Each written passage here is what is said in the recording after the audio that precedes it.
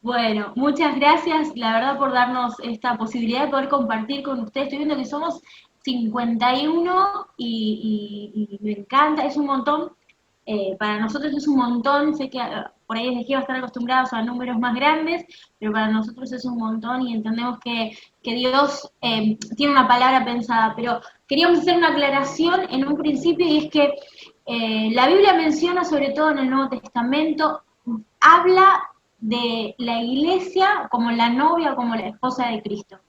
Y vamos a decir un montón de cosas ahora, y hemos escuchado un montón de cosas, pero nosotros jamás vamos a hablar mal, ni vamos a pensar mal, ni a sentir mal de la novia de Cristo, de la novia de nuestro papá, de la novia de nuestro amigo, de la novia de nuestro Salvador, de la novia de nuestro Señor. Amamos la iglesia. La iglesia somos las personas, ya se dijo un montón de veces, la iglesia somos las personas y eso lo sabemos, somos los seguidores de Jesús y jamás vamos a hablar mal de la novia de nuestro mejor amigo, ¿saben? Entonces, teniendo esta base, teniendo esto, sí puede ser que la novia de algunas partes de la novia de nuestro mejor amigo se vista mal, pero o tenga, no sé, qué sé yo, la uña mal pintada, o tenga, eso son cuestiones de forma y de estructura que vamos a aclarar ahora en un ratito con Guille,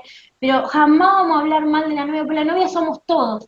Y si alguien está afeando a la novia con sus acciones, con sus actitudes, con su forma de llevar adelante su vida, nos afea a todos. Entonces no hablaría mal de mí, no hablaría mal de mi esposo y no hablaría mal de ninguno de ustedes, porque amo a la novia de Cristo. ¿Sí? Eso en principio queremos dejarlo de base. Algunas cositas más. Hay muchas cosas que queremos decirles Mucho. y oramos y le preguntamos al Espíritu Santo a ver cómo meter todo en este momento y que no quede confuso, ¿no? Pero por ahí una de las primeras cosas a aclarar es que lo que le vamos a compartir y lo que hablamos, lo que hablamos más temprano, si bien todo ha sido producto de investigación y de lectura y demás, todo nace de la experiencia. ¿Sí? Nosotros hace 6 años que estamos haciendo iglesia con estructuras diferentes y, y entiendo que para poder profundizar los cambios hay que vivirlos, porque uno puede hablar, decir, entender muchas cosas, teorizar sobre ciertas cosas, o lo que debería hacer la iglesia, o lo que debería suceder, y en realidad hay un desfasaje muy grande entre lo que sabemos y lo que vivimos. La iglesia tiene mucha revelación. Venimos de años de conferencias, de libros, de mil cosas, y súper tremenda de revelaciones que uno se queda y escucha y dice, wow, qué impactante esto. Ahora, este es un tiempo para sabiduría, este es un tiempo para saber cómo implementar tanta revelación que hay en la iglesia y que muchas veces nos quedamos ahí con el impacto, con el saber, con la teoría y no podemos llevarla a la práctica. Entonces, realmente entendemos que conocimiento sin práctica no nos sirve para nada. Lo que nosotros vamos a hablar no nació ni siquiera, mira lo que les vamos a decir, ni siquiera nació como un deseo o una visión nuestra. Fue algo que el Espíritu Santo nos fue llevando. Nosotros teníamos en nuestro corazón plantar una iglesia en el barrio de Chacarita, acá en Buenos Aires, y no teníamos recursos económicos, no teníamos forma de alquilar un edificio, no teníamos forma de hacer las cosas de manera tradicional. Y eso nos llevó a una crisis súper profunda, una y otra vez, y en cada momento de crisis nos fuimos a orar y decirle, bueno, a ver Dios, ¿qué hacemos? O sea, bajamos la persiana y nos vamos a alguna otra congregación tranquilos nosotros. No había persiana, chicos, no había persiana. La persiana imaginaria. Y listo, y nos vamos tranquilos. Total, hay tantas iglesias acá en Buenos Aires que uno podría elegir y servir y hacer cosas tranquilos, que digo, o vamos a seguir esto, porque no tenemos recursos, no podemos hacerlo, no podemos alquilar un local, no podemos armar el culto, no podemos armar los ministerios, no podemos armar nada. Y esa crisis nos llevó a nosotros a descubrir varias cosas, pero cada crisis nos llevó a orar, y en esa oración el Espíritu Santo, a través de su palabra, de la palabra, nos iba iluminando nuestro entendimiento sobre una revelación que ya estaba ahí. porque también es importante entender eso. La revelación ya está en su palabra. Pero bueno, siempre vieron que nos pasa, creo que nos ha pasado a todos. Vamos a leer un texto y entendemos algo, y lo leemos después y entendemos otra cosa, y por ahí lo leemos 3 años después y entendemos más profundo, porque la palabra de Dios es viva. Entonces, como es viva, siempre hay mayor iluminación del Espíritu sobre una revelación que ya está dada. Entonces, nosotros no descubrimos nada nuevo, nosotros no descubrimos la Coca-Cola, pero fuimos entendiendo modos de aplicar cosas que ya sabíamos, que ya decíamos. De hecho, hoy escuchamos un montón de cosas durante todo el día, y por ahí lo que queríamos marcar es esto, ¿no? Lo importante de practicar y vivir lo que entendemos. Somos responsables por la revelación que tenemos y por lo que entendemos. Somos responsables por lo que Dios nos da. Si Dios te da un entendimiento de algo, vos no podés decir, ok, pero bueno, no puedo hacer nada. Vos sos responsable por el entendimiento que tenés de la palabra de Dios. Y una segunda vuelta a este entendimiento significa que las personas que todavía no entienden ciertas profundidades o no fueron iluminadas por el Espíritu Santo de esto, no le puedes poder ser responsable al otro por lo que todavía no entendió, no le fue revelado, no entiende, porque es fácil criticar a los otros, decir, este no entiende, ese no hace nada, porque mi iglesia es esto, o el pastor esto, o el líder. Hacete responsable por lo que el Espíritu Santo te está hablando a vos, y no señales ni critiques a los otros, porque Dios tiene un proceso especial con cada uno. Se lo digo de manera personal, ha tenido mucha paciencia conmigo. Nadie entendió mucho más rápido las cosas y yo suelo ahogarme en un vaso de agua, pues soy una persona sumamente estructurada, amo las estructuras y amaba mi viejo paradigma, lo amaba con todo mi corazón y lo extraño, pero bueno, el Señor ha llevado a modificarlo y para mí ha sido una muerte, ha sido un proceso re difícil, y creo que no hay camino a recorrer si no hay realmente una muerte y una vida, ¿no? Si la semilla no cae a muerte, no cae a tierra y muere, no va a poder dar fruto. Entonces, es difícil, es duro porque tenemos que morir a un montón de cosas que entendíamos y pensábamos para después dejar crecer otras cosas y otros entendimientos. Y todos son parte de procesos y cada uno tiene tiempos diferentes. Lo dije hoy en el taller. A mí muchas veces me daba bronca y me enojó muchas de las cosas que vamos a decir ahora, así que entiendo si genera una reacción como difícil y está bien. Es lo que hacemos después de eso, ¿no? El ir a orar, buscar de parte de Dios y que el Espíritu Santo sea el que nos enseñe y nos confirme cosas. Bueno, quiero arrancar con una frase del libro, ¿sí? Les quiero leer una cosita. Querer introducir cambios en nuestras iglesias sin cambiar de paradigma puede ser más perjudicial que no realizar ningún cambio en absoluto. Y pusimos este ejemplo. Piénselo de esta manera. Usted puede ponerle hélices a un auto, pero no por eso va a volar. Una frase para hablar de la necesidad de cambiar de paradigma. No podemos poner remiendos nuevos en vestidos viejos. Tenemos que cambiar nuestra manera de pensar sobre la iglesia, sobre lo que la iglesia es, sobre la función de la iglesia, sobre la misión de Dios y la iglesia contribuyendo a la misión de Dios. Un montón de cosas.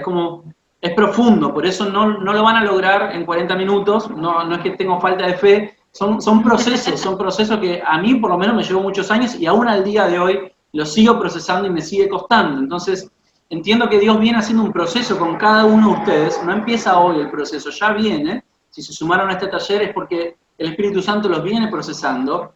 Hoy nosotros vamos a contribuir en esta tarde un pedacito en ese proceso en el que están ustedes y ese proceso va a continuar. Entonces, amemos los procesos. Son difíciles, son duros, pero amemos los procesos y en el medio vamos conociendo más de parte de Dios. ¿Sí? Sí. Muy bien. Algunas ideas. Nosotros venimos con un paradigma. El paradigma es una manera de entender la realidad, es una medida, es un cuadrado que tenemos, en el cual entendemos las cosas como son, entendemos de una determinada manera. Dentro de un paradigma se hacen preguntas y se dan respuestas dentro de ese paradigma. A medida que han sucedido los años, se ha armado un paradigma de la iglesia que viene con ciertas estructuras que las tenemos desde hace siglos. Son herencias. Recibimos herencias de las estructuras que tenemos hoy. Después vamos a hablar un poquito de la diferencia entre estructura y esencia, ¿no? Pero básicamente lo que decía Nadie, de nosotros no estamos hablando mal de la iglesia, no estamos hablando mal de la iglesia, estamos hablando y apuntando sobre las estructuras de la iglesia, ¿ok? No estamos hablando mal de la iglesia, estamos hablando sobre las estructuras que armamos nosotros. La Biblia siempre es la misma, la revelación siempre es la misma, el entendimiento va variando, pero el texto bíblico siempre ha sido el mismo y armamos estructuras sobre ese texto bíblico. Y esas estructuras varían al paso del tiempo, digamos. Estamos analizando las estructuras sobre las cuales se mueve la iglesia. Esas estructuras, por ejemplo, vienen del siglo III en adelante. Hay estructuras que nosotros hoy tenemos, nosotros en el libro analizamos 4, que son el edificio, el culto, los ministerios y las jerarquías. Estas 4 estructuras no son bíblicas, en el sentido que no son mandatos bíblicos. Nunca vas a encontrar que Jesús dice vayan y construyan edificios. O alguna parte del Nuevo Testamento donde diga, ok, cuando se reúnan, primero canten 4 canciones rápidas, después los anuncios, que no sean muy largos los anuncios, ¿sí? Que sean cortitos, después canciones lentas, traten de que sean de Hillsong o de Evan Craft. O sea, no hay una especificación del orden de culto, no existe en la Biblia, no existe la escuela bíblica, no existe, la escuela bíblica es una herencia de la modernidad, la idea de escuela, aún la idea de niñez es una herencia moderna, la idea del niño como un sujeto de aprendizaje que tiene ciertas cualidades y la división de edades, digamos, todo eso no, ni existía en el tiempo bíblico, son cuestiones sociales que se van desarrollando con el tiempo y se van desarrollando estructuras que armamos. Después de la reforma en adelante se dieron un montón de cambios, pero la estructura eclesiológica no ha cambiado tanto. La reforma lo que trajo fue una reforma teológica, pero no una reforma eclesiológica en muchos términos, que no vamos a profundizar ahora porque podemos quedarnos hasta las 10 de la noche y más.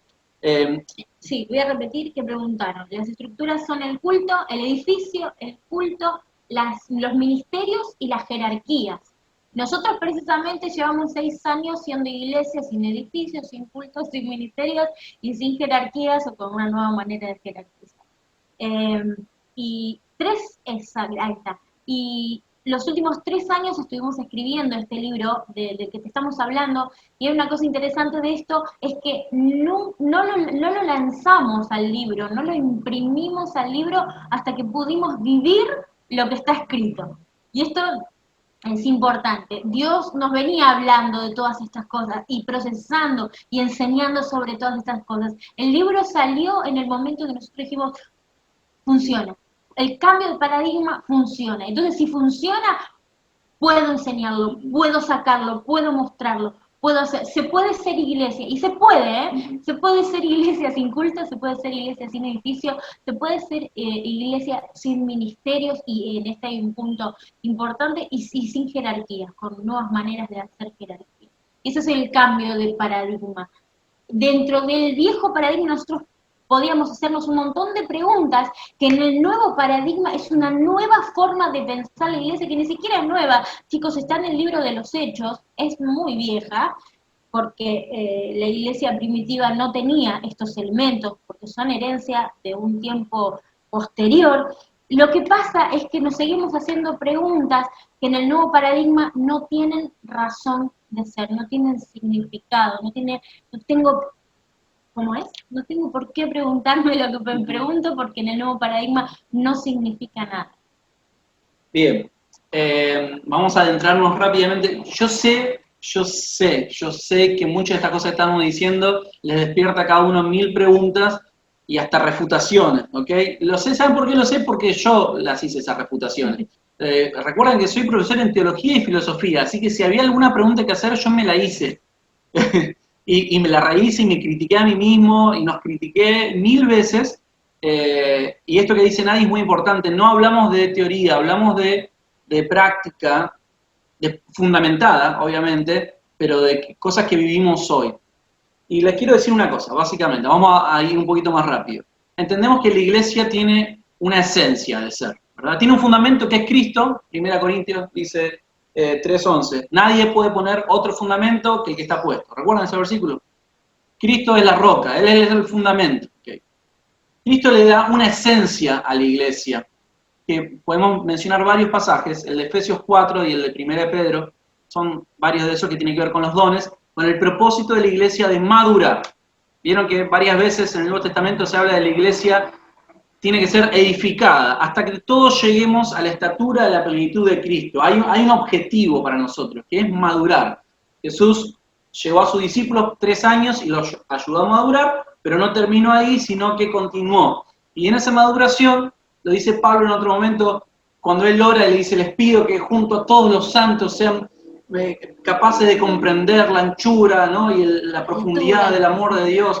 Pues está hablando junto a todos los santos. Hay procesos que vivimos como iglesia que necesitamos sí o sí a todos los santos. No podemos conocer el amor de Dios si no es unido a todos los santos. No podemos crecer si no es unido a todo el resto de los santos. No podemos edificar a la iglesia si no somos parte de la iglesia, si no estamos sujetos a la iglesia. No puedo ser edificado si no estoy sujeto a esa iglesia, si no estoy agarrado a la iglesia. Necesitamos crecer y madurar como discípulos. En esto nosotros muchas veces encontramos gente que nos dicen, me fui de la iglesia porque no me sentía cómodo. Y en realidad la iglesia no es un grupo de personas para sentirnos cómodos. De hecho, si te sentís muy cómodo, te diría que lo pienses. Porque se supone que la iglesia nos incomode, se supone que la iglesia te moleste. ¿Cómo vas a crecer en tu carácter? ¿Cómo vas a desarrollar los frutos del Espíritu Santo si no tenés nadie que te incomode? Estamos para ser incomodados. La iglesia es una comunidad de personas para incomodarte, para molestarte, para hacerte morir, para llevarte a procesos, y cuando termina este proceso empieza otro, no termina nunca, ¿viste? Pero el único momento que lo puedes vivir bien es cuando abrazás los procesos y lo disfrutás y decís, vamos a madurar, vamos a crecer, que venga el siguiente proceso, ¿viste? Y cuando pensaste que terminaste uno, empezaste otro, y el desarrollo de la vida es así hasta que lleguemos a la estatura de la plenitud de Cristo. Estamos para ser procesados, estamos para crecer en humildad, estamos para crecer en carácter, tantas cosas que tenemos para crecer. Y la única forma de crecer es junto con la iglesia. Ahora, mientras hacemos esto, mientras crecemos, como dice Efesios, también estamos llamados a ser discípulos, como lo decía hoy en la plenaria. Mateo, Marcos, Lucas, Juan, Hechos, en todos lados, vayan y hagan discípulos. Los he mandado que vayan por las naciones. Y ¿no? Todo el tiempo está el mandato de Jesús de vayan y hagan discípulos. Hoy nosotros, en medio de la plaza, en medio de la nada, en un momento nos preguntamos, ¿somos iglesia o qué somos? ¿Somos un grupo de amigos? ¿Qué es lo que hace falta para ser iglesia? Porque yo me sentía que no era iglesia, les digo la verdad. No teníamos edificio, no teníamos culto, y para mí era una transición hasta llegar a poder tener edificio, armar el culto, tener el ujier en la puerta, que te diga Dios te bendiga, te llevas a entrar a la puerta, hay uno en la silla, el ministerio de adoración, arranca a tocar. Digo, hasta que no estaba eso en mi mente, no íbamos a hacer iglesia. Entonces, eso me llevó a pensar, pero estos no son aspectos bíblicos de lo que es la iglesia. ¿Por qué necesito, sigo siendo un edificio, si la iglesia no es un edificio? Todos decimos, la iglesia no es un edificio, la iglesia no es edificio, no es un edificio. La iglesia son las personas, y era un grupo de personas que estaban amando a Cristo, que se estaba fortaleciendo entre ellos, que estaban usando sus dones, que estábamos llevando adelante el ejercicio de llevar a otros discípulos a Jesús, y creíamos que no éramos iglesia porque no teníamos los bancos, la pantalla, el edificio, el techo y el culto. Porque la validación hoy de lo que es ser iglesia viene por estos aspectos que yo mencionaba, sobre todo del edificio y del culto. Miles de veces nos dijeron, todavía no tienen edificio, ay, bueno, no se preocupen, ya el Señor les va a dar, los inicios siempre son difíciles, como si nos faltara algo, ¿entienden? Como, ay, qué lástima, sería lindo, está lindo todo lo que hacen, pero no tienen edificio, qué pena, ¿no? Seguimos orando.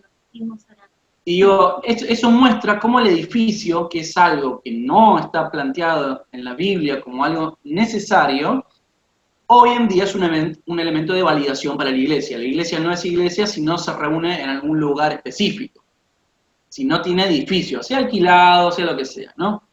Lo mismo pasa con el culto. Si no tenés un culto armado, con todos los elementos que dijimos, parece que no sos tan iglesia. Otra vez, esos elementos del culto no son bíblicos. No estamos diciendo que son antibíblicos, lo dije esto, pero lo vuelvo a aclarar. Que no sean bíblicos no significa que sean antibíblicos. ¿Okay? Cuando digo no son bíblicos, estoy diciendo no son mandatos. No es algo que Jesús dijo, vayan y hagan esto. ¿Ok? Hay cosas que pueden estar, no son antibíblicas, pero no son necesariamente elementos de validación. Cuando yo digo necesitamos ser validados como iglesia, esos elementos que si los sacamos no somos más iglesia. ¿Okay? La esencia es eso. Si yo le saco estos elementos no es más iglesia. ¿Okay? ¿Qué cosas le puedo sacar a la iglesia y va a seguir siendo iglesia? Le saco el edificio. Digo, hoy en día la pandemia nos llevó a todos a no depender del edificio y dejamos de ser iglesia. No. Y ahora todos empezamos a hablar, ¿no? Sí, somos iglesia, aunque no nos podamos reunir en el lugar. Pero medio que estamos bastante desesperados por volver al lugar. No importa, otro tema. Pero ¿qué elementos le podemos sacar hoy a la iglesia que no sean esenciales? El edificio, el tipo de culto, el ministerio y otras cosas, ¿no?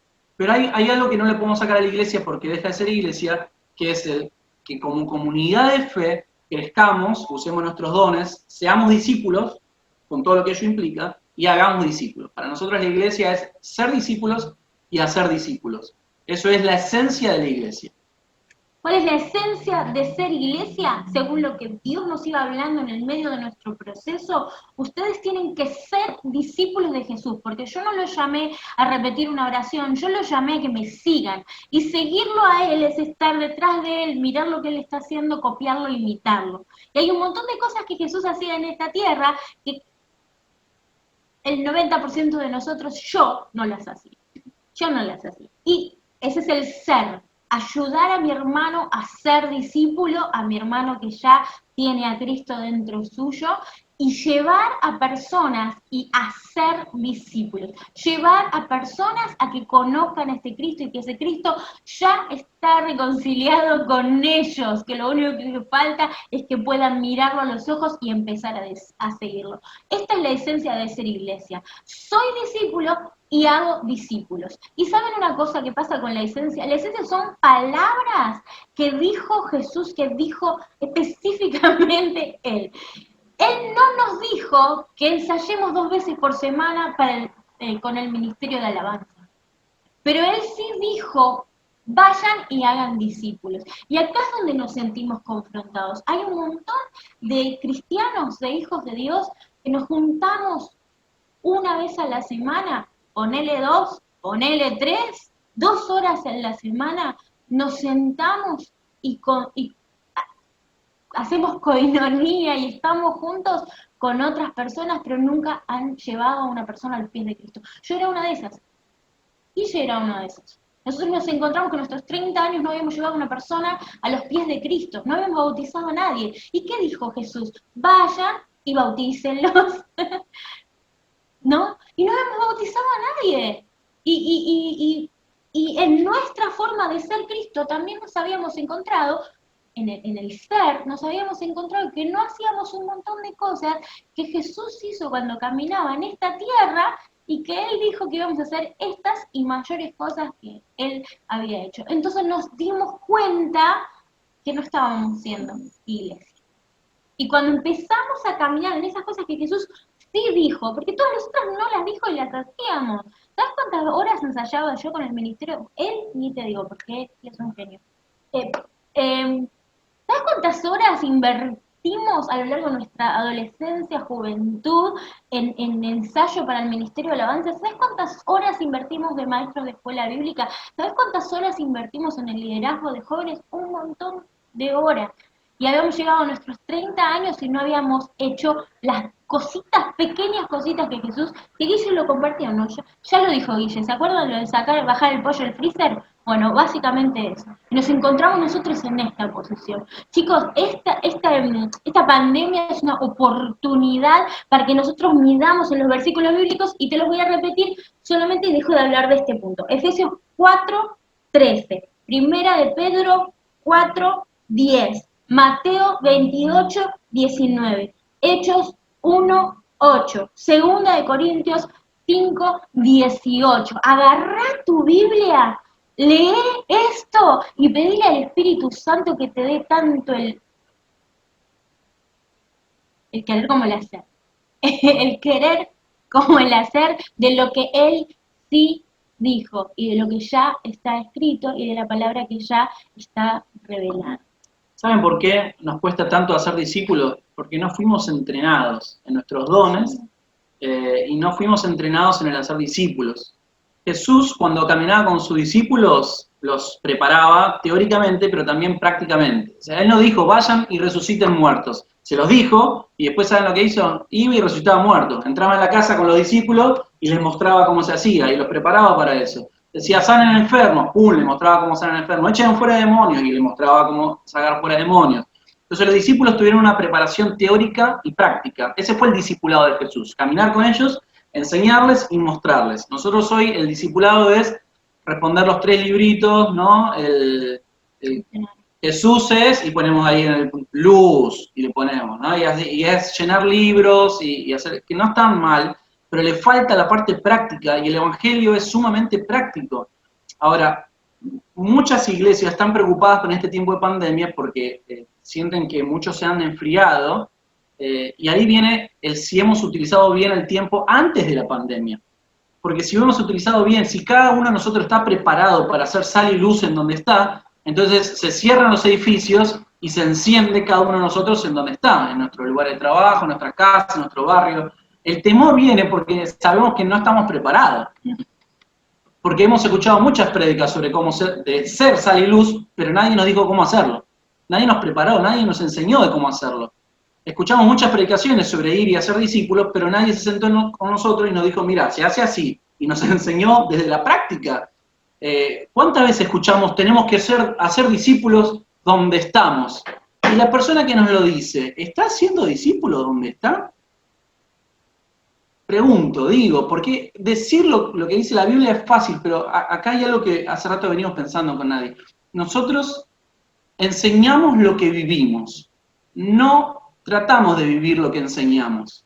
¿Entienden la diferencia? Yo puedo decir, hay que hacer discípulos, y después tratar de mantenerme al nivel de lo que acabo de decir, lo cual es re difícil, porque muchas veces decimos cosas que dice la Biblia, pero la decimos desde la teoría, y después como que nos ponemos a nosotros mismos ese ay, lo tengo que vivir porque lo dije. ¿Saben qué? En realidad el camino tiene que ser inverso y es mucho más productivo y es mucho más rico solamente enseñar lo que vivimos. A nosotros el Señor nos lo dijo claro, a mí personalmente el Señor me lo dijo muy claro, yo no te voy a dejar enseñar nada que no vivas. A mí me lo dijo, pero así, me acuerdo estar orando y yo decirle, Dios, pero quiero compartir esto. Y Él me dijo, no te voy a dejar decir nada que no vivas, porque para decir estamos todos.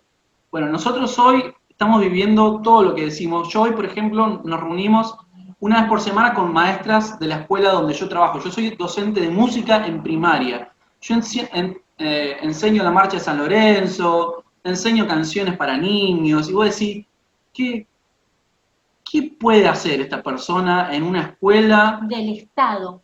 Está perdiendo el tiempo, ¿no? Porque yo lo sentía así. Yo digo, Señor, te quiero servir. Déjame vivir del ministerio y poder ir a hacer lo que realmente tengo que hacer, ¿no? Y el Espíritu Santo me confrontaba y decía, pero vos no estás enseñando o queriendo enseñar que todos somos discípulos donde estamos. Dale, hacelo. Y hacerlo no es tan fácil como decirlo, ¿no? Entonces a mí me costó un montón y empecé simplemente orando por sanidad por una maestra que tenía el brazo con un cabestrillo, nunca me sale la palabra. Ahí, oré por ella, recibió sanidad, para ser breve. A partir de ahí empecé a charlar con ella, después fue sana de... sí, no me acuerdo, se iba a operar, algo, no, tenía una hernia, se tenía que operar. Oré por ella cuando fue a hacerse el chequeo para antes de la operación, el médico le dijo, no tenés nada, estás sana. Bueno, a partir de ahí me invitó a la casa porque su hija estaba con depresión, sale su hija de depresión, su familia, está cansada. Hoy estamos haciendo Zoom, porque obviamente no nos podemos reunir, de discipulado con ella. Otra maestra, no, que me duele la cabeza, que esto, que lo otro, bueno, voy a orar por vos, pum, recibe sanidad. Empieza como, ¿qué es esto? Y le empiezo a compartir el Evangelio. Una persona que nada que ver con el Evangelio, pero viene esa gente que nada que ver con el Evangelio, ni de cerca, bueno, hoy se conecta para que yo le predique.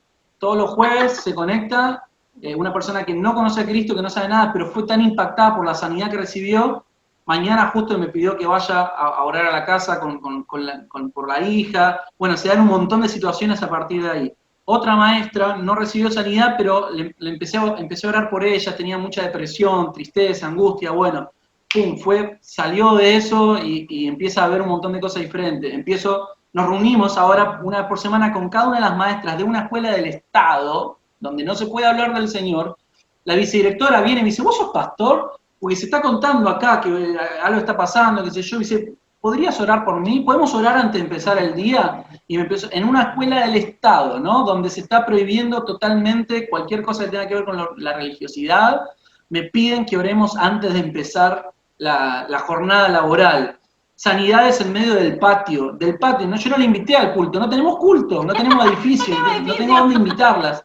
Entonces, como yo no tengo dónde invitarlas, no me queda otra que en el medio del patio, mientras los chicos corren, mientras está el griterío, el peor momento para mí, a mí que yo soy tan estructurado, el peor momento que podría decidir para orar por alguien es ese, y ahí el Espíritu Santo me manda a orar, me manda a hablar, me manda a llevar el Evangelio, ¿no? Entonces, digo, esto no se los digo para decir, oh, qué grande Guille, pero yo soy el peor que podría evangelizar, yo soy de cuarta evangelizando, yo soy de cuarta orando por sanidad, detesto orar por sanidad, se lo digo con el corazón porque son... Yo les voy a explicar lo que Guille está diciendo. Uno de los dones principales de Guille es ser maestro y es pastor. Él enseña y cuida como parte de su ADN.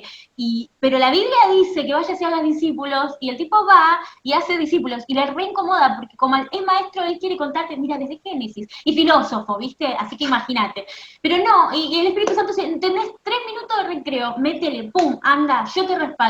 Porque la Biblia también dice, ¿sabes qué dice la Biblia? Que vos vayas y abras tu boca, que él iba a poner todas las palabras en tu boca. Y nosotros vivimos eso. Y ¿sabes qué? No es solamente Guille, él te cuenta sus experiencias, pero cada una de las personas de nuestra comunidad de fe estamos viviendo de esta manera.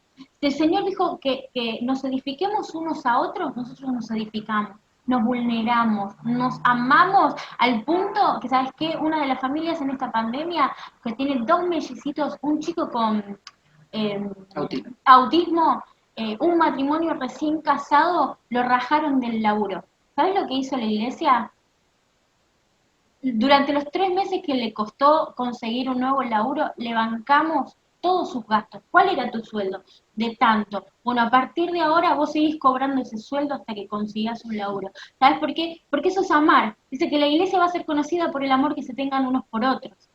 Entonces esta familia pudo el tipo ponerse a buscar laburo tranquilo porque sabía que tenía toda una familia, porque otra de las maneras en las que se lo llama a la iglesia, así como es la novia y la esposa de Cristo, es la familia de la fe, ¿no? Y así tiene toda una familia detrás que los está respaldando, porque esas son las cosas que dice la Biblia. Y si tenemos una vida finita y una vida cortita, nos vamos a dedicar a hacer lo que el Señor nos dijo que hagamos, y no vamos a perder más tiempo en cosas que Él no nos dijo que hagamos. ¿Sabes? Para nosotros la bendición de no tener un edificio es que no tenemos que pagar un alquiler por mes. Y entonces en esta cuarentena toda la plata que entró fue para sostener a las personas que tenemos alrededor, a nuestros vecinos del barrio, a la mamá de la escuela, nuestros nenes van al jardín, nosotros sostenemos familias, llevamos cajas de alimentos al jardín, y eso se hace con la plata con la que no pagamos un alquiler de un edificio. Y eso es un montón de ejemplos que te puedo dar, pero ¿sabes qué? El compromiso de ser y hacer discípulos es totalmente personal. Y esto nos lleva a esperar que la estructura que se arme una estructura alrededor de nosotros que pueda hacer, como llevarnos a hacer eso. Me colgué leyendo un mensaje, perdón.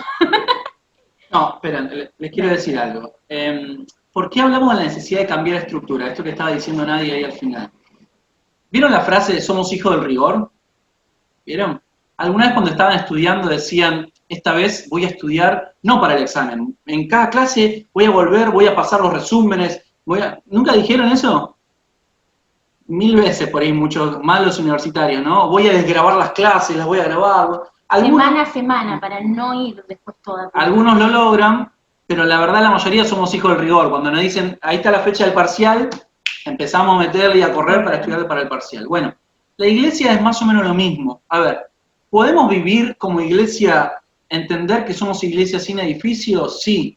nosotros, y yo les digo lo siguiente, Dios no nos permitió tener edificios porque nosotros no éramos lo suficientemente maduros para poder entender este concepto y vivirlo si teníamos edificio. Lo digo de nuevo. Dios no nos permitió a nosotros tener edificio porque no éramos lo suficientemente maduros y profundos para poder llegarlo a entenderlo y a vivirlo si Dios nos daba un edificio. Porque nosotros decimos, bueno, todos somos iglesia, no necesitamos edificio, pero es como que tenés ahí el edificio y somos hijos del rigor. Entonces, si tenés que predicarle a alguien, le decís, venite el domingo al culto, que el pastor te predica. ¿Entendés? O sea, el hecho de que yo haya tenido que predicar en la escuela, en la calle, en todos lados, fue porque yo entendí que Dios me mandó a ser discípulos y porque no podía esperar que la estructura lo hiciera por mí. Y ahí es lo que está diciendo nadie. Hoy tenemos una estructura que hace mucha de la tarea por nosotros. Venite el domingo al culto y nos anotamos nombres de personas para invitar al culto y oramos por ellas 3 meses para invitarla a una actividad, a un café concert. Una pavada, ¿viste? Porque vos decís, pero si la tenés ahí enfrente, está orando ¿por qué no le hablas? No, ya sé lo que voy a hacer. Voy a orar 6 meses por esa persona, voy a ayunar por esa persona y la voy a invitar al culto de evangelismo que se va a hacer en el mes de marzo. Y ahí va a venir, va a escuchar al pastor, la música lo va a emocionar, va a pasar al frente y va a recibir al Señor. Y ni siquiera fue al culto de evangelismo, porque la verdad que de las veces que invitamos a personas no vienen. Entonces, ahora, si tenemos esas estructuras, escuchen esto, las estructuras favorecen ciertas conductas y las estructuras que hoy tenemos favorecen las conductas equivocadas, porque favorece el hecho de centrarnos en un lugar, de ir a un culto. ¿Están mal los cultos? No, tenemos que reunirnos, pero la Biblia dice que nos reunamos, no dice que hagamos culto con el formato que tenemos que hacerlo, ¿no? Dice que nos congreguemos. ¿Qué significa congregarnos? Más profundo, ¿no? Bien, 17-10, sí, ya estamos. Listo. Lo next, entonces, acá vamos a armar las estructuras en base a lo que nos enseña la Biblia. Relean la Biblia, relean lo que nos dice la Biblia y piensen en si las estructuras que nosotros tenemos en nuestras iglesias favorecen las cosas que la Biblia nos enseña o no las favorecen. Y una última cosa que quiero decir, porque ha habido muchos cambios en la iglesia y hay muchas iglesias que creen estar siendo renovadas. Y 2 frases que les quiero dejar y con esto termino. El cambio inútil suena fuerte, lo sé. El cambio inútil viene de confundir la estructura con la forma. Porque nosotros cambiamos formas y pensamos que estamos haciendo cambios profundos. No, ahora nosotros sacamos los bancos, tenemos sillas. Sacamos el púlpito y tenemos una mesita con un vaso de agua. Sacamos el micrófono estático y tiene acá, ¿viste? Cambiamos cosas de formas, las luces, los instrumentos, las canciones. Cambiamos cosas que son simplemente adaptaciones culturales, que no están ni mal ni bien, son adaptaciones. El Evangelio debe adaptarse a la cultura para poder llegar. El Evangelio no nos llega si no es a través de la cultura en la que somos parte, así que está bien adaptar culturalmente el Evangelio para llegar a las personas, pero es un cambio superficial, eso no es un cambio. ¿Saben qué? Hace 500 años o más que no hay una reforma estructural de la iglesia. Hoy la iglesia en todas partes del mundo tiene cultos y los tiene más o menos quitales, sacales de la misma manera.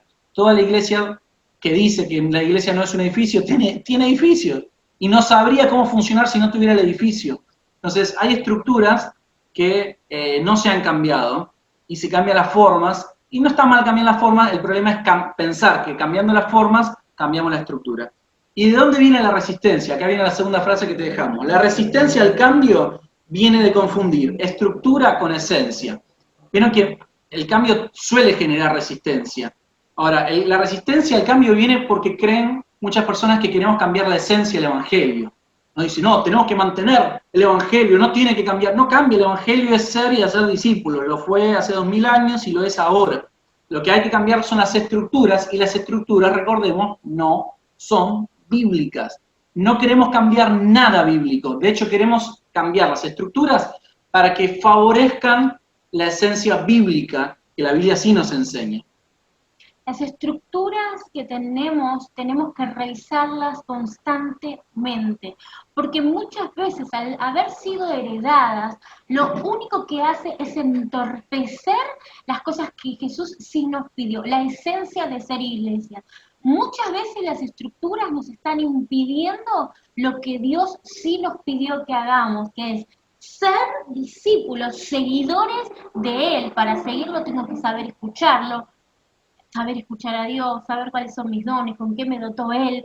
Seguirlo, tengo que mirarlo para seguirlo, ¿sí? Y hacer discípulos. Y a veces las estructuras que hemos puesto alrededor, lo único que hicieron es entorpecer, achuecar, hacer más difícil hacer lo que Dios sí nos pidió que hagamos, que es ser discípulos de Él y hacer más discípulos de Él. Y esto es, nosotros no cambiamos la esencia de la iglesia, no estamos en contra de la esencia de la iglesia, lo que necesitamos es revisar nuestras estructuras. ¿Y sabés lo que hace falta para revisar las estructuras? Necesitamos tener un corazón humilde, necesitamos tener un corazón honesto, necesito acercarme como yo me acerqué a mi comunidad de fe. Y un ejemplo de estructura son los cultos, un ejemplo de estructura son los templos, un ejemplo de estructura son los ministerios. Hay diversidad de dones en la Biblia y hay un montón de dones que no están siendo canalizados por los ministerios de las iglesias, los que conocemos, ¿viste? El ministerio de jóvenes, el ministerio de finanzas, el ministerio de niñez y el ministerio de... No me acuerdo, hace muchos años. Pero me olvidé, sí. No, ya está, terminamos. Simplemente decirles que otra vez les ofrecemos un espacio de capacitación porque entendemos que hoy lo que falta mucho es entrenamiento, no contenido. Yo sé que la verdad, estoy casi seguro que lo que acabamos de decir no les es nuevo, a la mayoría de ustedes no les es nuevo. Pero bueno, tenemos que trabajar en el entrenamiento, alguien se tiene que sentar con nosotros y decirnos cómo hacerlo. Ahí viene el entrenamiento de Anónimos, que es el que les comentaba antes. Después nos buscan en las redes, si no desde Geva también se va a estar promocionando y lo vamos a ir haciendo. Sí, espera, déjame, me acordé lo que iba a decir. Y es que todas las personas de nuestra comunidad de fe llevan a personas a Cristo y están camino, están usando sus dones. Todas las personas de nuestra comunidad de fe echaron fuera demonios, bautizaron personas, llevaron personas a Cristo y lo están haciendo constantemente. Muestran las señales de Jesús en las calles, en sus trabajos, en sus escuelas. Así como Guille contó que él lo está haciendo, cada uno de nosotros lo estamos haciendo y es porque nos estamos ajustando todo el tiempo. ¿Esto sirve para esto que estamos, para lo que Dios nos pidió? Sí sirve, lo sostenemos. ¿Esto no sirve? No sirve, lo sacamos, no funcionó y seguimos adelante. Eso nada más, los quiero mucho. Tremendo, chicos. Yo la verdad que estoy lleno de preguntas, ya te voy a escribir por Instagram y te voy a llenar de preguntas. Mirá, tenemos muchísimas preguntas, pero te puedo pedir, por favor, si la gente puede hacer exactamente lo mismo, escribirte por tu Instagram, sí, porque tenemos que volver a la sala central y no nos queremos perder lo que sigue en el programa, ¿sí? Sé que han quedado algunas preguntas que es fundamental y quedó como mucho para seguir desarrollando, pero no quiero perderme, tenemos un minuto nomás, y me encantaría que Guille y Nadia oren por nosotros, ¿sí? Oren por los que estamos acá porque creo que todos hemos sido movidos por el Espíritu en algo. Creo que Dios nos está inquietando a algo nuevo y me encantaría que ustedes ya atravesaron todo este proceso, que el Espíritu siga sembrando lo que está hablando en nosotros, ¿sí?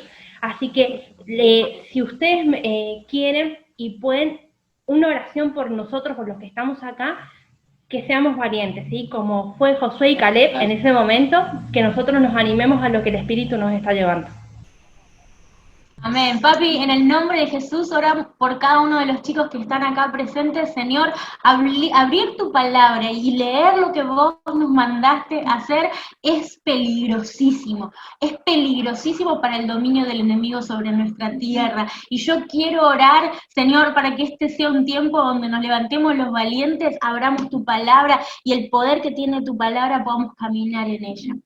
Oro por cada uno de ellos, papá, para que tengan la valentía de vivir los procesos, Amén, por más difíciles que sean, por más chocantes que sean, los lutos que haya que vivir, Amén, para morir a una vieja estructura y adentrarnos a un nuevo paradigma, que nos ayude y los ayude a cada uno de ellos a vivir la plenitud del Evangelio. Sé que hay hambre y sed de vivir la totalidad del Evangelio, Señor, y oro para que cada uno de ellos pueda emprender el camino para vivir la vida de discípulo total. Todo lo que vos nos mandaste a hacer en la Biblia, todo lo que está ahí escrito, que lo puedan ver siendo real en sus vidas. Gracias. Amén. Amén. Chicos, gracias. El Instagram, Guillotero7, si quieren buscar ahí en Instagram, y ahí mandan, o a través de Jeva, por el libro también y todo lo que requieran. Muy bien, volvemos a la sala central, pero antes voy a cerrar con una frase que les robé a ustedes que dice: no es la obra cristiana la que debemos estar consagrados, sino la voluntad de Dios de ser y hacer lo que el Señor espera de cada uno de nosotros. Que Dios los mueva a más, ¿sí? Los bendecimos. Gracias, Nadia, gracias, Guille, por este terrible tiempo. Bendecimos sus pequeños y volvemos todos a la sala central, ¿sí? Gracias, chicos.